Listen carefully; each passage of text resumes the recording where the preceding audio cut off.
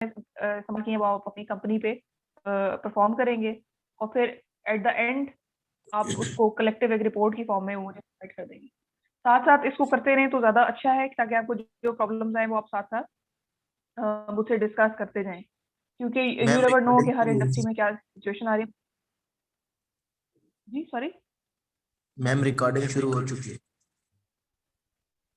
ठीक है, तो ये बात है कि आपने ग्रुप्स बनाने हैं और हर ग्रुप ने एक सेक्टर चूज करना है और हर सेक्टर में से जितने मेंबर हैं वो एक एक कंपनी चूज करेंगे और जो जो टेक्निक्स हम सीखेंगे इस सब्जेक्ट में वो आपने उस कंपनी पे परफॉर्म करनी होगी और एट द एंड एक कलेक्टिव एनालिसिस की रिपोर्ट मतलब बना के वो आपने मुझे सबमिट करनी है। मेरा इसमें मशवरा यही है कि आप साथ साथ जो भी टेक्निक्स हम करें आप उसको करते रहें, ताकि एंड में एक तो बर्डन नहीं होगा और जो भी प्रॉब्लम्स आप एनकाउंटर करेंगे वो साथ साथ साथ एड्रेस होती जाएंगी। तो ये एक बात है प्रोजेक्ट से रिलेटेड। इस पे मैं आपकी इंटरनल की इवैल्यूएशन करूंगी प्रोजेक्ट की बेसिस पे। ठीक है, और जो प्रैक्टिस क्वेश्चंस हैं this is just for your practice. आप इससे जितना प्रैक्टिस करेंगे obviously the more problems you encounter the more exposure you will gate. तो ये this is the key is in this subject. Skill आपकी तभी डेवलप होती है ना जब आप प्रैक्टिस करते हैं आप, तो आपको चीज़ों का पता चलता है, डिफरेंट प्रॉब्लम्स एनकाउंटर करते हैं। तो इसलिए इसमें जो एम्फोसिस मेरा है वो ये है कि आप रियल टाइम जो बैलेंस शीट्स हैं इनकम स्टेटमेंट्स हैं उनको स्टडी करें, तो that will be more beneficial for you as compare to अगर आपको बुक के एंड के चैप्टर्स के क्वेश्चन देखें तो दे आर लिमिटेड। छोटी छोटी इनकम स्टेटमेंट्स हैं, छोटे छोटे जो बैलेंस शीट्स के आइटम्स हैं वो उससे आपको इतना एक्सपोजर उस तरह से नहीं मिलता। और अगर उसकी रिक्वायरमेंट देखी जाए तो ये जो सब्जेक्ट है इसकी रिक्वायरमेंट ये उस फाइनेंशियल मैनेजमेंट या कॉर्पोरेट फाइनेंस के सब्जेक्ट की तरह नहीं है कि जिसमें आपको हर सवाल में डिफरेंट कोई चीज देखने को मिले और आप उसे सॉल्व करें और फिर आप उसको सीखें। इसमें एक ही आपसे रिक्वायरमेंट होती है कि परफॉर्म हॉरिजॉन्टल एनालिसिस या परफॉर्म कॉमन साइज एनालिसिस या perform vertical analysis of income statement balance sheet. ये this is the only requirement. हर स्टेटमेंट के एंड पे आपको यही रिक्वायरमेंट दी जाएगी, आपने उसको सॉल्व करना है। तो ये इसकी नेचर को जरा अंडरस्टैंड करें, ये थोड़ा डिफरेंट है एज कम्पेयर टू ये अदर सब्जेक्ट। तो ये बेसिक इसमें बात है। अब थोड़ा सा वो हॉरिजॉन्टल एनालिसिस को देख लेते हैं एक दफा। मैं आपके सामने इसको देखती हूँ, ये जो एक अटैचमेंट है इसको शेयर करती हूँ, इसको देखते हैं एक दफा, रिपीट करते हैं और फिर हम इसको इसकी इंटरप्रिटेशन और इसकी जो मीन जजमेंट है जिसका जो मैं बार बार एम्फोसाइज कर रही हूँ उस पर एक दफा बात कर लेते हैं एंड देन फिर इसको क्लोज करते हैं। फिर इस हफ्ते मतलब ये जो कमिंग वीक है मंडे ऑनवर्ड इसमें आपकी ये क्लास है या मतलब अब मिड है ऑनवर्ड आगे? मैम कमिंग वीक में क्लास है हमारी। चलें ठीक, फिर मैं कोशिश करूंगी कि इसमें फिर हम कुछ और टेक्निकल एनालिसिस या कुछ इस किस्म की चीज देख लें। आई वांटेड कि जो रेशियो एनालिसिस है वो we should start after mid term. तो देख लेते हैं कि इसमें इस हफ्ते में क्या करना है, तो भी हम इसको अपने रेगुलर टाइम पे क्लासेस अब इंशाल्लाह ऑनवर्ड करेंगे, ताकि जो डिस्कशन है वो रहे और with respect to the subject जो चीजें हों वो आपको क्लियर होती जाए साथ साथ। इस तरह रिकॉर्डिंग में मुझे लग रहा है कि प्रॉब्लम्स होंगे मे बी। तो ये 91% हो चुकी है, just give me few minutes. ये होती है तो देन इसके अलावा कोई सवाल या कोई चीज़ ऐसी जो मुझे बतानी हो या मेरे से कुछ कहना हो तो आप मुझे, you are free to ask. Ma'am जैसे क्लास में हमने क्वेश्चंस किए थे वहाँ पे तो हमारे पास नोट्स वगैरह साथ में अवेलेबल नहीं थे, मतलब प्रॉपर रिपोर्ट एनुअल रिपोर्ट तो अवेलेबल नहीं थी, तो हम उस पर अपना एक ओपिनियन दे देते थे मीनिंगफुल इनसाइट में। अब जैसे अगर हम लोग जैसे ये ग्रुप स्टडी के लिए ग्रुप के लिए कर रहे हैं, ग्रुप असाइनमेंट्स जो कर रहे हैं, इसमें तो हमारे पास प्रॉपर एनुअल रिपोर्ट है, तो उसमें हमारे पास कुछ उसके बाद मैम वो नोट्स भी गिवन होते हैं, तो हम उसको देख के भी मीनिंगफुल इनसाइट दे सकते हैं या फिर भी हमने बिल्कुल अपना यही ओपिनियन तो उसमें। पर्पस है बेसिकली। देखो बिल्कुल यही तो पर्पस है। देखें जब आपके पास एक सवाल जैसे लेट्स सपोज पेपर में एक सवाल आता है आपको, तो वो जो सवाल या एक्सरसाइज का जो क्वेश्चन है दैट इज लिमिटेड ना, और वो तो है भी बिल्कुल। मतलब बाहर की किताबें हैं तो बाहर की कंपनीज हैं उनकी स्टेटमेंट्स हैं, तो उनके तो आइटम्स भी आपसे डिफरेंट है। तो इसी यही this is the purpose of this project कि आप जब इसको देखेंगे एनुअल रिपोर्ट को गो थ्रू करेंगे, कोई किसी आइटम की समझ में नहीं आती कि ये आइटम क्या है, क्योंकि नॉर्मली आपको जो पेट आइटम्स है ना जो ट्रेडिशनली आपको नजर आते हैं इनकम स्टेटमेंट में जब आप पढ़ते हैं फाइनेंशियल अकाउंटिंग वगैरह, तो वो उससे हट के आपको चीजें नजर आती हैं। Then you get to see the notes, आप नोट्स में जाके उसका ब्रेकअप पढ़ते हैं, उसको देखते हैं, तो तभी आपको पता चलता है। आपको कैसे पता चलेगा कि एक इनकम स्टेटमेंट में नंबर ऑफ ईयर्स में कोई फ्रॉड का एलिमेंट है, तो मैनिपुलेशन हुई हुई है या नहीं हुई हुई, वो तभी होती है जब आप रियल टाइम उसकी डिटेलिंग भी चेक करते हैं। अगर एक कंपनी ने पिछले साल स्ट्रेट लाइन मेथड इस्तेमाल किया और इस साल उसने डिक्लाइनिंग मेथड इस्तेमाल करना शुरू कर दिया है, तो यार वो कैसे पता चलेगा? ये आपको नोट्स में जाके पता चलेगा ना, वहां पर जाके आप उसको देखेंगे और आप उसको हाईलाइट करेंगे रेड फ्लैग एरिया, उसकी बेसिस पे आप जजमेंट करेंगे फिर। तो दिस इज द थिंग। तो ये ज्यादा इफेक्टिव है अगर आपको कंपनी का नाम बता दिया जाए और आपको कहा जाए कि जैसे अब आप कर रहे हैं प्रोजेक्ट के लिए, तो you have more options to explore. अपनी बात को, जजमेंट को सब्सटेंशिएट करने के आपके पास ज्यादा, you have more room for that. कि जैसे अगर आप ये कहती है ना कि ये इसमें टैक्स में प्रॉब्लम है, टैक्स रेशियो डिक्लाइन हुई है, और कंपनी ने अगर उसकी सही कोई जस्टिफिकेशन नहीं दी, that is a red flag area. और अगर लेट्स सपोज आपने ये आइडेंटिफाई किया है और आप कहते हैं कि ये उसकी रीजनिंग भी आपको मिल जाती है डायरेक्टर की स्टेटमेंट से या आपके फूड नोट से आपको मिल जाती है, तो जब आप उसको भी साथ में रैशनल को ऐड करते हैं तो that adds more to your analysis, more validation to your analysis, credibility फिर आपके एनालिसिस की बढ़ जाती है। इसका मतलब ये है कि जब जैसे देखो आपने वो जो प्रैक्टिस क्वेश्चन किया होगा, उसमें से जब आपने फॉर एग्जाम्पल आपने ए के बी एल की स्टेटमेंट को एनालाइज किया और आपने एनालिसिस के बाद ये सॉर्ट मतलब कंक्लूड किया कि देखें इसकी तो सेल्स ही मतलब जो रेवेन्यू है इसकी डिक्लाइन है और ये तो ठीक नहीं है कंपनी, ये तो डिक्लाइन में जा रही है, या लेट्स सपोज हास्कोल को ले लो, तो वो तो है ही नेगेटिव, बहुत ज्यादा इसका डिक्लाइन है प्रॉफिट में, तो इसमें तो नहीं इन्वेस्ट करना चाहिए। लेकिन लेट्स सपोज आप उसकी चेयरमैन की अगर जाके स्टेटमेंट पढ़ें और आप उसको उसकी अगर फूड नोट्स में जाके गो थ्रू करें, तो then you will get to see कि इस बार जो है इसका लाइसेंस जो है कंपनी का वो उन्होंने बंद किया हुआ था, उसकी वजह से इनके रेवेन्यू दिया, इन्होंने कहीं बाइको से पेमेंट रिसीव करनी थी, मेरे ख्याल से पीपीएल का केस है, उन्होंने बाइको से पेमेंट रिसीव करनी थी 1 बिलियन के अराउंड, तो उस पेमेंट रुकी हुई थी तो उनके जो प्रॉफिट्स थे वो डिक्लाइन हो रहे थे। अब रिसेंटली उनके जो पेमेंट्स हैं वो उनको मिल गई हैं 1 बिलियन का, तो उनका रेवेन्यू में एकदम सर्ज आएगा in the next coming months. तो ये जो चीजें होती हैं ये फिर आपके एनालिसिस को स्ट्रॉन्ग बनाती हैं। एनालिसिस ये है ना, ये कोई हार्ड कोई फार्मूला तो उस तरह से नहीं है कि आपको एक फार्मूला है और सारी कंपनीज अप्लाई होगा। ये हर कंपनी की नेचर को देखते हुए आपने you have to decide and you have to valuate, analyse करना, यही तो स्किल है इस सब्जेक्ट में, ये स्किल बेस्ड सब्जेक्ट है बेसिकली।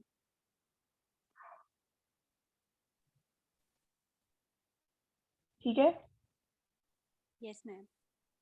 तो ये चीजों इसको थोड़ा सा इस पर्सपेक्टिव में देखें। देखें जो कैलकुलेशन है ना, फॉर एग्जांपल जब आप ये करेंगे कॉमन साइज, आपने देखा होगा एनुअल रिपोर्ट्स को एक्सप्लोर करते हुए कि आपको हॉरिजॉन्टल एंड वर्टिकल एनालिसिस तो हुआ मिलता है। तो मतलब साइंस ये नहीं है कि आप कैलकुलेशन तो अब आपको देखें कि कितनी बेसिक एंड सिंपल है। You just need to calculate percentages, आपको सिर्फ ये पता होना चाहिए कि करना कैसे है, तो आपको जो भी स्टेटमेंट दे दी जाए आप कर सकते हैं। कैलकुलेशन में तो कोई प्रॉब्लम ही नहीं है, वो तो बहुत हद, इससे ज्यादा आसान तो कुछ नहीं हो सकता। लेकिन जो इसमें ग्लिच है ना इस सब्जेक्ट में, जो इसमें पॉइंट है वो उसके एनालिसिस पार्ट में, कि how you use those percentages and the quantitative figures, इस तरह से आप उनको इस्तेमाल करते हैं और उसमें से मीनिंगफुल इंसाइट निकालते हैं कि एज एन इन्वेस्टर आप अपनी ही प्रिडिक्शन पे अमल करें अगर, तो आपको नुकसान ना हो और फायदा हो जाए। और आपको एक बात बताऊं, जैसे कि ये जो 4 स्टॉक्स मैंने आपको दिए हैं, ये बेसिकली मैंने इनमें ही इन्वेस्टमेंट की हुई है, और आपको इनका एनालिसिस करके पता चलेगा कि मेरे साथ क्या हो रहा है, मतलब as an investor, because I didn't use the ratios in the first instance. जब मैंने पहली दफा इन्वेस्टमेंट की थी तो मैंने एनालिसिस नहीं किया था प्रॉपर, बस देख के पिछले कुछ दिनों के ग्राफ को देखते हुए कि ये अपवर्ड ट्रेंड है, अब इसमें फ्यूचर में भी अपवर्ड जाएगा, तो मैंने इन्वेस्ट कर दिया। लेकिन हास्कोल का आप बेड़ा गर्क हुआ है अगर आप देखें तो उसकी स्टेटमेंट और वो जो उसका बाकी सारे सिचुएशन है, अगर आप उसका एनालिसिस करेंगे फर्दर, अगर रेशियो एनालिसिस भी करेंगे, देन यू विल सी कि ये तो मुझे क़यामत तक ठीक होती नजर नहीं आ रही।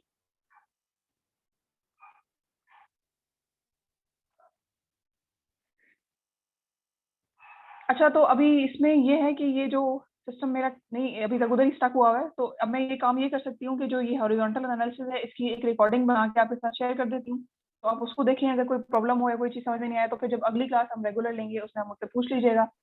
अभी तक में कोई ऐसी चीज़ जो समझ में नहीं आई हो with respect to the project और मिड टर्म का जो सिलेबस है, कोई क्वेश्चन या कोई चीज़ शेयर करनी हो या बात करनी हो, तो भी आप मुझे बता दें, ताकि जो अगली क्लास हो उसको फिर हम बेहतर तरीके से यूटिलाइज कर लें, और टॉपिक अगर कोई न्यू डिस्कस करना है तो हम उसमें देख लेंगे। ये हॉरिजॉन्टल एनालिसिस की then I will share it with you the recording, because अभी ये मेरा सिस्टम अभी तक अपडेट से ही लगा हुआ है, ये अचानक ही स्टार्ट इसमें हो गया है, तो I don't know what to do with. Excuse me ma'am. जी जी मैम अगर हमें प्रोजेक्ट के बारे में कुछ इशू हुआ तो हम आपसे पूछ सकते हैं मैम? बात करो तो और किससे पूछोगे, तो मुझसे Okay, मतलब पूछना तो फिर और किससे ओके मैम। मैम अगर हम आपको सॉल्व करके एक दफा बता दें कि इज दिस राइट और रॉन्ग, तो मैम हम इस तरह भी आपसे पूछ सकते हैं फॉर एग्जांपल? हाँ जी, ओके पूछते हैं, मैम, आप पूछ सकते हैं। Thank you so much ma'am. देखो जहाँ पे भी ये इसको कराने का ये सारी एक्सरसाइज का पर्पस यही है ना कि जहाँ पे आपको कोई प्रॉब्लम फेस हो रही है आप मुझे बताएंगे and then we will address it. अब देखो, जब आप इस तरह से सॉल्व कर रहे होते हैं क्वेश्चंस को, जैसे बुक पे लिमिटेड होते हैं ना, तो आपको नहीं पता होता कि क्या डिफरेंट सिनेरियो। अब देखो कितने सारे ग्रुप्स हैं, वो डिफरेंट इंडस्ट्रीज को एनकाउंटर कर रहे हैं, तो you will find different problems. For example, अगर एक किसी इंडस्ट्री की कोई चीज या कोई आइटम मेरे लिए भी न्यू है, तो फिर देन विल डिग आउट ना कि इसका क्या सॉर्ट आउट, इसको हम कैसे कर सकते हैं, इसका सोल्यूशन क्या मैक्सिमम हो सकता है, उसका कोई क्या तरीका का टेक्निक हो सकती है। तो ये तो फिर आप करते हैं तो आपको पता चलता है ना। इसीलिए ये एक्सरसाइज और ये एक प्रोजेक्ट रखने का पर्पज ये है कि आपको ज्यादा एक्सपोजर मिलेगा when you will get to see the different statements different sectors की। हर एक सेक्टर की अपनी रिक्वायरमेंट है। जैसे अभी बैंकिंग सेक्टर में ही देखें, कि अगर आप बैंकिंग सेक्टर की स्टेटमेंट देखेंगे तो आपको सेल्स तो नजर ही नहीं आती, तो फिर देन यू गेट कंफ्यूज कि मैं क्या करूँ इसमें।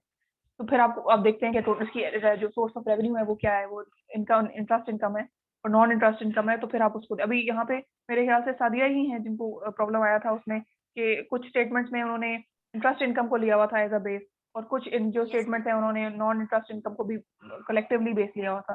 तो ये जो चीजें हैं ना, देन यू हैव टू, यहाँ पे आपको यूज करना है अपना दिमाग, और आपने देखना है कि किस तरह से मैंने एनालिसिस को ज्यादा मीनिंगफुल बनाना है और किस तरह से मैंने इसको कंडक्ट करना है। ये प्रॉब्लम्स जो कंफ्यूजन आती है इनको क्लियर करना है बेसिकली। तो जहाँ पे आपको कोई प्रॉब्लम आए, ऑब्वियसली फिर you will tell me and then I let you know कि इसको किस तरह से हैंडल करना एक्सक्यूज मी मैम, है। जी मैम मैंने अभी थोड़ी देर पहले क्लास ज्वाइन किया है, तो ग्रुप पे मैंने आपको एक पेज सा भेजा है। वो किसी ना कि मेरे ख्याल से हेस्को पंप की थी वो, क्या कहते हैं इसको, इनकम स्टेटमेंट। तो आप उसको एक तरह से बता देंगे देख के कि उससे किस तरह से करना है, उसकी मेन जो वैल्यू ले रही है जिसको हर वैल्यू से डिवाइड करना है, वो इनमें से कौन सी होगी? ठहरे एक मिनट।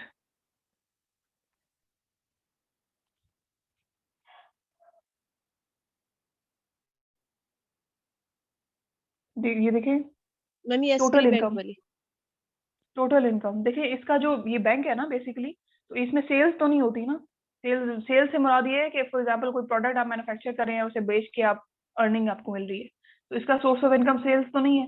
तो इसका सोर्स ऑफ इनकम तो इंटरेस्ट इनकम है या नॉन इंटरेस्ट इनकम है। तो आप, जो प्रेफरेबली चीज है वो ये है कि आप टोटल इनकम को लें, क्योंकि सेल्स और या total income is the total net revenue basically. तो आप इसमें टोटल रेवेन्यू टोटल इनकम को लें। मैम टोटल इनकम को लेके वो जो ऊपर नॉन मार्क सॉरी हाँ मार्कअप वाली वैल्यूज है उनके उसको साथ फिर भी डिवाइड करना है? देखिए, उसके साथ जो है वो, अगर आप इफ यू वांट तो आप कर सकते हैं, इसमें कोई इस तरह की वो है नहीं, लेकिन स्टिल ये जो इससे नीचे वाला पार्ट है ना, वो that is more important now, because उस ब्रेकअप को कंसीडर करने की मेरा मेरा ख्याल है कि उसको जरूरत नहीं है, बिकॉज आपने नीचे जो इससे जो नीचे जो एक्सपेंसेस हैं और बाकी सारी चीजें हैं, उनको आप उनको देखेंगे कि वो इस टोटल रेवेन्यू में से कितना पार्ट है। मैम एक ये basic and diluted earning per share है मैम, इसकी वैल्यू को भी ये हर बैंक जो आपने चार ऑप्शन दिए नहीं थे नहीं ना उन नहीं, सब में था बेसिकली ये। ये जो है ना, ये जो है ये रेशो है।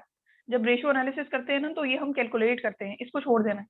सिर्फ आपने नेट ठीक इनकम या नेट लॉस तक रहना है। मैम, मैंने असाइनमेंट सबमिट किया, आप एक दफा देख के बता दें कि उसमें क्या मिस्टेक्स है ताकि अंदाजा हो जाए, फिर मैं अपना फाइनल प्रोजेक्ट स्टार्ट करूँ। अच्छा चलिए, मैं इसको देखूंगी। ये जरा आज का दिन मेरे ख्याल से लास्ट थी डेट, ये सब की एक दफा जमा हो जाए, then I will check it. मैं इसको गो थ्रू करती हूँ फिर। आप लोगों चले ने मैम। होपफुली लेटेस्ट ईयर ही किया होगा, 2018 19 या 19 20 में भी। मैम 1920 का किया है, 19 चलें और ठीक है। 20। इसको फिर मुझे थोड़ा टाइम चाहिए ना, क्योंकि देयर सो मेनी, तो वो मैं देख के फिर आपको कोई एक आध मैं शेयर कर लूंगी आपके साथ जो ठीक होगा, तो आपको आइडिया हो जाएगा कैसे दिस इज द थिंग। तो फिर आप उससे देख लीजिएगा कि आपने भी वैसे ही किया है या नहीं। चलो ठीक है, थैंक यू ठीक मैम। है, मैम तो ये बात। जी मैम जी। हाँ जी। मैम हमने बाइकों की ली थी, तो ठीक है। इनकम स्टेटमेंट अच्छा 2018 2019 की।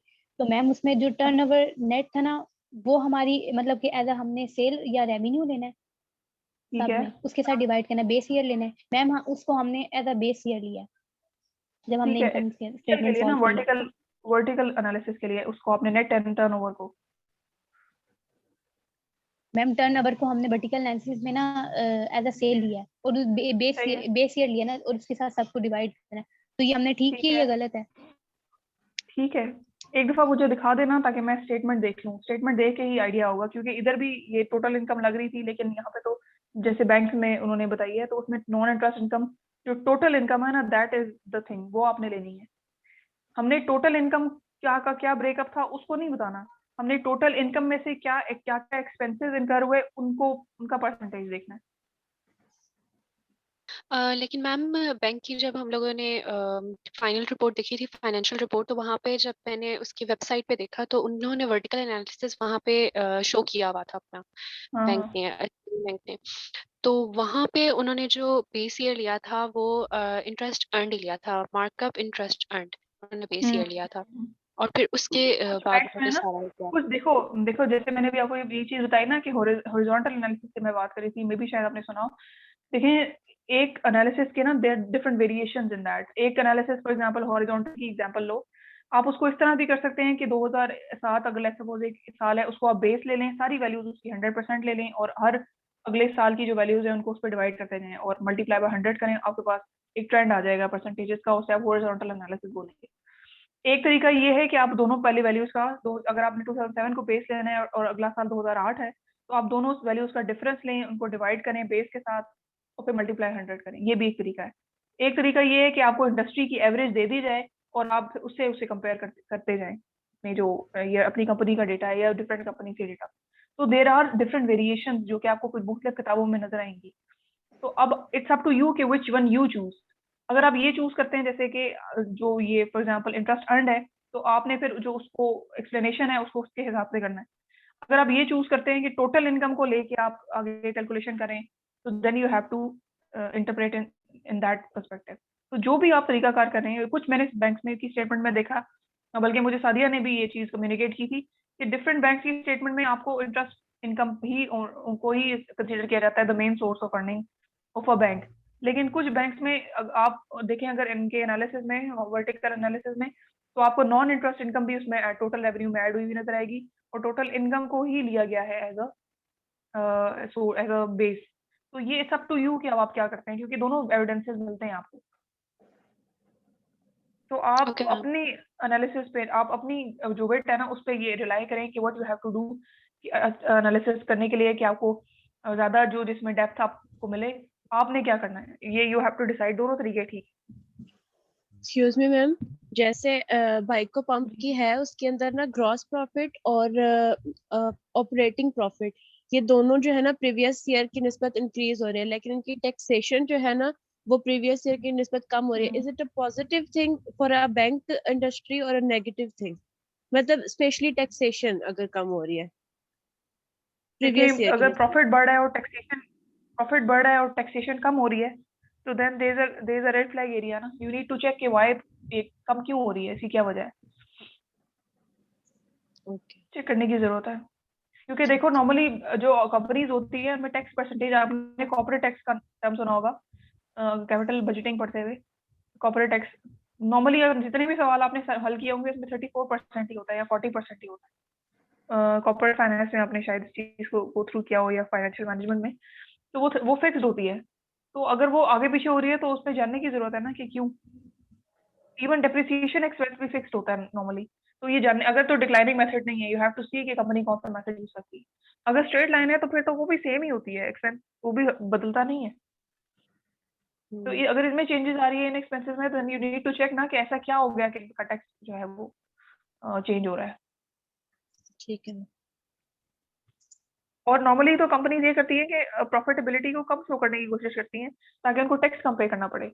तो यहाँ पे अगर प्रॉफिटेबिलिटी बढ़ रही है और टैक्स कम हो रहा है, then you need to check कि क्या मसला है, क्या क्या व्हाट आर द इश्यूज। क्या सेलिंग और एडमिन एक्सपेंस, ग्रॉस प्रॉफिट की अगर आप बात करें वो बढ़ है और फिर हो सकता है नीचे ऑपरेटिंग एक्सपेंसेस बढ़ ज्यादा हो या सेलिंग एडमिन एक्सपेंसेस ज्यादा हो, जिसकी वजह से आपको टैक्स के ऐसे कम टैक्स पे परसेंटेज जब लगती है तो वो कम अमाउंट बन जाए। यू हैव टू सी ना कि क्या ये स्टेटमेंट के एक्सपेंसेस अंदर ही इसके आपको अंदर इसका ज्यादा सोल्यूशन है मिल जाता है। मैम। एक्सपेंसेस जो है ना सेलिंग एक्सपेंसेस वगैरह, ये भी ये सब इंक्रीज हुए हैं, और टोटल एक्सपेंसेस 0.70% इंक्रीज हुए हैं उनके प्रीवियस ईयर की निस्बत, लेकिन फिर भी तो उनकी टैक्सेशन तो कम है। इसका मतलब ये है कि अच्छा टैक्सेशन फिर भी कम है, तो ये हो सकता है कि जो उनकी ऑपरेटिंग इनकम आई है, लेट्स सपोज जिसकी जो वो ईबीआईटी जिस पे उन्होंने, बल्कि ईबीटी जिस पे टैक्स की परसेंटेज लगनी होती है, वो अमाउंट देखें कि वो क्या वो प्रीवियस ईयर से कम है। तो अगर कम है और उस पर टैक्स परसेंटेज लगी है तो फिर तो कम कम होगी ना अमाउंट, फिर तो जस्टिफाइड है। लेकिन अगर वो ज्यादा है और परसेंटेज उनमें कमी आ जाती हुई है, तो then you have to see कि परसेंटेज क्यों कम या ज्यादा हुई है। देखो अमाउंट के बढ़ने या कम होने की तो जस्टिफिकेशन आपको स्टेटमेंट के अंदर से ही मिल जाएगी कि क्यों कम है पिछले साल से या क्यों ज्यादा है पिछले साल से। मे बी एक्सपेंसेस में कमी बेशी हुई होगी, लेकिन अगर परसेंटेज में चेंज आता है तो परसेंटेज का change you have to check कि व्हाई परसेंटेज चेंज, क्योंकि परसेंटेज चेंज तो नॉर्मली फिक्स्ड होता है, परसेंटेज तो फिक्स्ड होती है ना कॉर्पोरेट टैक्सेस की। ये देखने वाली बात है, इसको थोड़ा सा एक्सप्लोर करने की जरूरत है। आप फुट नोट्स में जाएं, उस हेड के अंदर आपको उसकी एक्सप्लेनेशन मिल जाएगी। ठीक है, ओके। ठीक है, तो ये बात है। तो इसलिए ये चीजें इनको इसी तरह जैसे भी आप इनको स्ट्रगल करें ना एक एक आइटम को और ये चीजों में प्रॉब्लम फेस करें, basically this is the thing when you overcome this. अब आपको एक चीज में प्रॉब्लम आ रहा था कि इसकी टैक्स की कम हो गई है अमाउंट, तो ये अच्छा है या बुरा साइन है, या ये ठीक है या नहीं ठीक है, या इसकी क्या जस्टिफिकेशन हो सकती है। अब जब आप इसको आपको इसका सोल्यूशन मिल गया, आपको इसकी चीज की समझ आ गई, इसका मतलब है कि ये माइलस्टोन अचीव्ड है। अब आपको अगली चीज देखेंगे। बेसिकली जितना ये नॉलेज एडअप होता जाता है, आपका एनालिसिस स्ट्रांग होता जाता है। This is the thing. और यही चीज आपने रेशियो एनालिसिस में भी करनी है कि डिफरेंट रेशियोज और फिर डिफरेंट रेशियोज का कॉम्बिनेशन, उनको कैसे इकट्ठे कैसे इस्तेमाल करना है, अलग अलग रेशियो क्या बताती है, ये चीजें हमने उसमें भी देखनी है। तो analysis this is the thing, ये बेसिकली स्किल डेवलप हो रही है that you are learning to analyse the things कि अच्छा ये हुआ है, ये इसमें इंक्रीज, तो फिर इस पे क्या इम्पैक्ट आएगा, क्या ये अच्छा है या बुरा है, कंपनी इज डूइंग गुड या company is not doing good. तो बेसिकली ये जो एनालिसिस पार्ट है, this is the 75% of your subject. Okay ठीक है, तो इसी तरह इसको देखें, इसी तरह इसको आपने सब्जेक्ट को लेना है, इसी स्पिरिट में इसको सॉर्ट आउट करना है। ये एक दफा हम मिड से फ्री हो जाएं तो देन हम इसको स्टार्ट करते हैं कि रेशियो एनालिसिस को इसी तरह वन बाय वन जो उसका सेगमेंट वाइज के लिक्विडिटी एनालिसिस है, देन प्रॉफिटेबिलिटी और लिवरेज एनालिसिस वगैरह वगैरह, इस तरह की चीजें हैं, इसको करते हैं। फिर एक दफा एक कंप्लीट ओवरऑल पिक्चर देखनी है कि अगर सारी रेशियोज इकट्ठी एनालाइज करनी पड़ जाए तो कैसे करेंगे, तो वो भी मैं आपको सिखाऊंगी और फिर हम इसको कंक्लूड करेंगे। तो इसको अभी मैं एंड करती हूँ। ये हॉरिजॉन्टल एनालिसिस की जो रिकॉर्डिंग है मैं शेयर करती हूँ, फिर उन लोगों के साथ शेयर कर देना जिन्होंने इसको नहीं सुना हुआ, ताकि फिर आप इसको, उससे परेशान होने की जरूरत नहीं है कि अगर एक बुक में आपको नजर आ रहा है कि डिफरेंस लेके, बिकॉज मैंने इनको कंसल्ट किया है 2-3 जगहों से और मुझे ये चीज देखने में मिली है। तो इसलिए जो भी एक, अगर आपको कहा जाए कि हॉरिजॉन्टल एनालिसिस करें, तो कोई भी एक मेथड हॉरिजॉन्टल एनालिसिस का इफ यू विल फॉलो और उसकी ठीक से इंटरप्रिटेशन और जजमेंट देंगे तो वो एक्सेप्टेबल है, उसमें कोई प्रॉब्लम नहीं है। Excuse me ma'am. जी जी मैम एक स्टूडेंट की मैसेज है, वो पूछ रहा है कि मतलब इनकम स्टेटमेंट कहाँ से डाउनलोड करते हैं? देखो, सबसे पहले तो ये देखो कि कंपनी कौन सी है। फॉर एग्जांपल जैसे AKBL है ना, सबसे जो इम्पोर्टेंट चीज ये होती है कि आप PSX की वेबसाइट पे जाएं, वहां पे आप जो उनका डेटा पोर्टल है वहां पर जाके जो लिस्टेड कंपनीज है ना वहां की आ रही होती है एनुअल रिपोर्ट्स, वहां से डाउनलोड कर सकते हैं आसानी से। PSX का डेटा पोर्टल, वहां पर जाके आप आसानी से डाउनलोड कर सकते हैं। और जो सेक्टर आप सेलेक्ट करें उसमें कंपनी वही सेलेक्ट करें जो कि PSX पे लिस्टेड हो, क्योंकि जो कंपनी PSX पे लिस्टेड होती है तो SECP की रिक्वायरमेंट है, they have to submit their annual reports, तो आपको लाजमी उनकी कॉपी एनुअल रिपोर्ट की मिल जाएगी, वहां पे लाजमी होती है। तो इसलिए ऐसी कंपनी सेलेक्ट करें, ऐसा सेक्टर देखें जो कि PSX में लिस्टेड हो, कंपनी भी वो सेलेक्ट करें जो PSX में लिस्टेड हो, तो पता चल जाता है आपको। PSX को थोड़ा डेटा पोर्टल को एक्सप्लोर करेंगे तो पता चल जाएगा। मैम ये जो डेटा पोर्टल का बता रही हैं, ये यहाँ से कंसोलिडेटेड इनकम स्टेटमेंट मिल जाती है किसी भी कंपनी का जो आपने हाँ असाइनमेंट में दी? बिल्कुल मिल जाती है, बिल्कुल मिल जाती है। Okay thank you. Ma'am excuse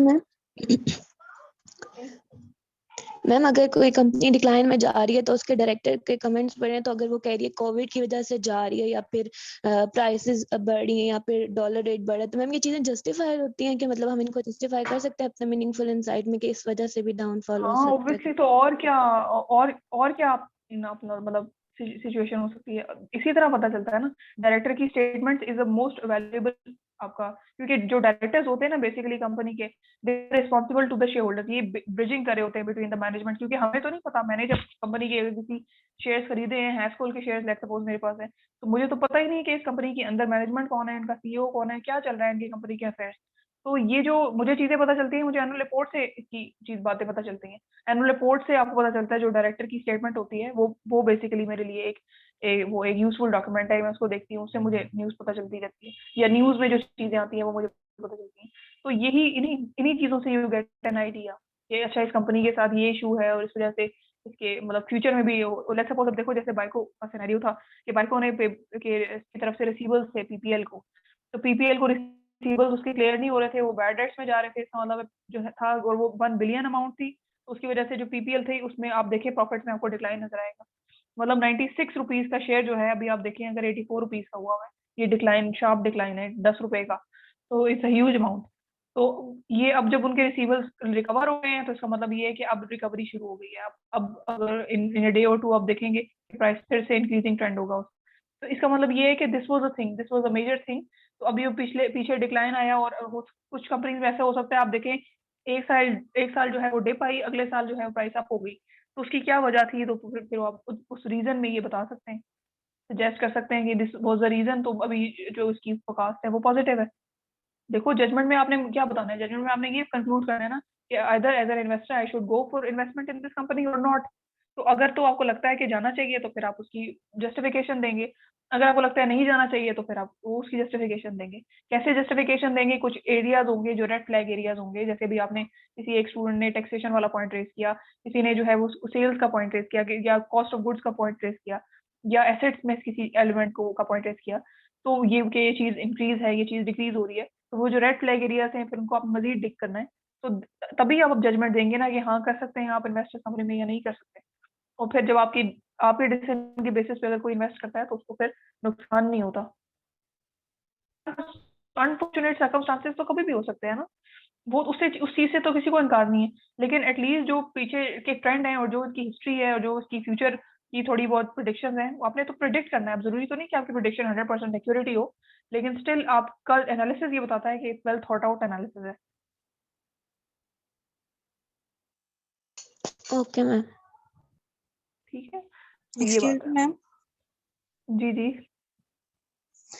ma'am अगर हमने करंट ईयर की नहीं ली है, 2015-16 का लेकर वो असाइनमेंट कर दिया तो इट्स ओके, या फिर दोबारा कर लें?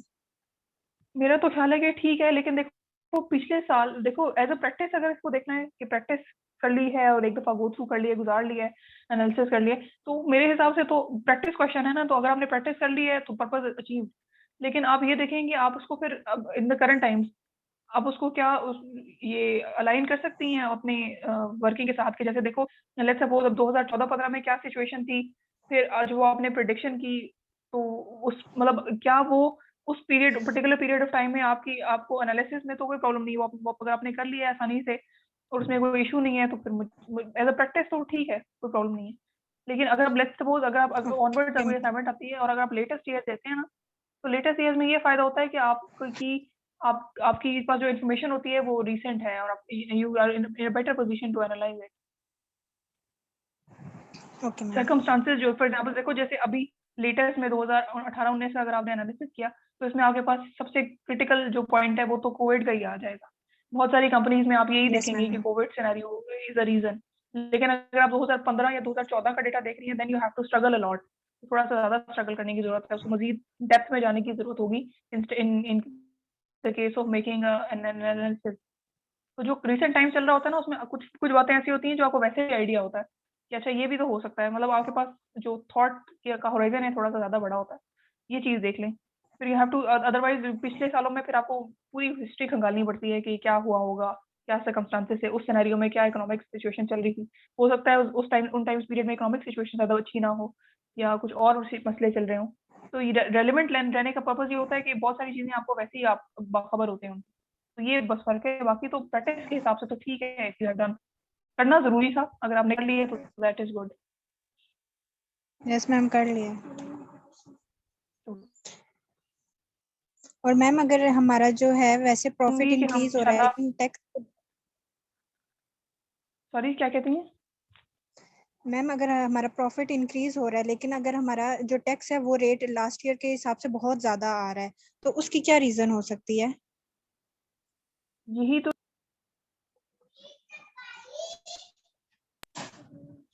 इसकी डायरेक्टर की रिपोर्ट को देखो, वो जो टैक्स का हेड है जाके फुट नोट्स में जाके पढ़ो, कोई ना कोई रीजनिंग इसकी जरूर उन्होंने दी होगी। Okay ma'am. Can highlight it ना कि दिस इज अ रेड, इसको एक्सप्लोर करने की जरूरत है। इसी कोई जस्टिफाइड, इसी कोई जो सेटिस्फैक्टरी रीजन आपको नहीं मिली तो ये this is a red flag area, इसको फर्दर सर्च आउट करने की जरूरत है। तो फिर आपको प्रोडिक्शन आप विड्रॉ करेंगी, आप कोई प्रोडिक्शन नहीं देंगे, क्योंकि आपको जब तक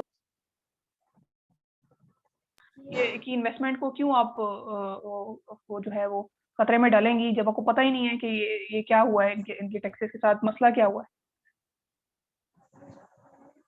ओके मैम। ठीक है, तो ये इस तरह से चीज़ों को देखना है, और इसको मतलब पर्पस ये होना चाहिए कि you have to find out an answer कि whether we should go for the investment in this company और नॉट।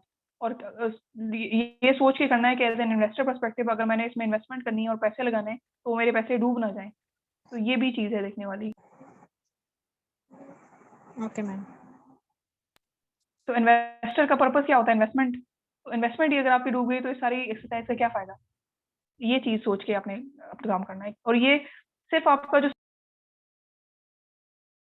इसका फायदा होगा इन फ्यूचर अगर आप स्टॉक एक्सचेंज में भी इन्वेस्टमेंट करना चाहते हैं, शेयर्स की बाइंग एंड सेलिंग करना चाहते हैं, तो ये चीजें आपको काम आएंगी।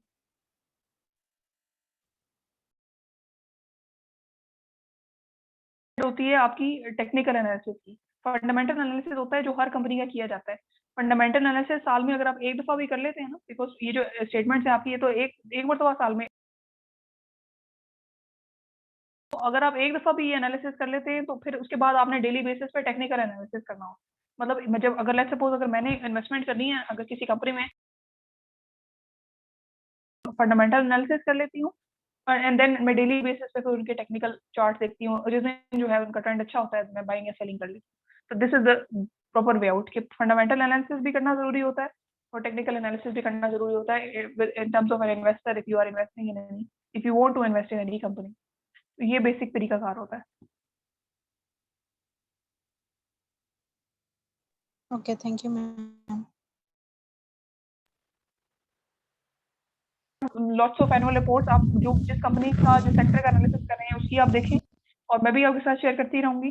तो इसलिए इस चीज में परेशान होने की जरूरत नहीं है कि हमने प्रैक्टिस क्वेश्चन में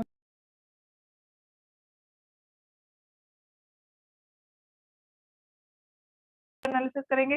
ये ज्यादा मेरे ख्याल से ये बेनिफिशियल है, इसका फायदा ज्यादा है और ये ज्यादा रियल टाइम है as compare to those question. आप देखिएगा कि स्टेटमेंट देखिए सिर्फ यही एक रिक्वायरमेंट है कि perform a common size analysis और हॉरिजॉन्टल एनालिसिस, या कुछ रेशियोज का डेटा आपको लिमिटेड सा देके कहा जाता है कि आप ये रेशियोज कैलकुलेट कर लें। तो that is not a purpose. आपने अगर इसको सही मानों में सीखना है तो वो इसी तरह आप सीखेंगे जब आप रियल टाइम चीजें देखेंगे।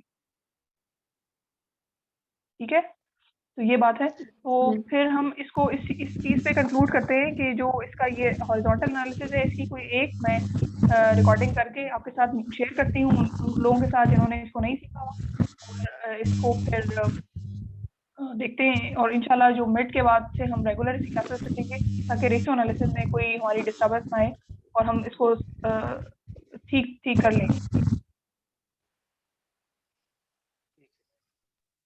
Okay ma'am. चलो इसको मैं फिर कंक्लूड करती हूँ। इंशाल्लाह होपफुली नेक्स्ट जो हमारी क्लास होगी वो हम रेगुलर इंशाल्लाह अपने टाइम पे करेंगे। तो मैं देखती हूँ कि रेशियो एनालिसिस स्टार्ट करना है या टेक्निकल एनालिसिस को कंडक्ट करना है, वो फिर I will decide and I let you know in the class. Okay ma'am. ठीक है, अपना ख्याल रखें। अल्लाह हाफिज। Okay ma'am.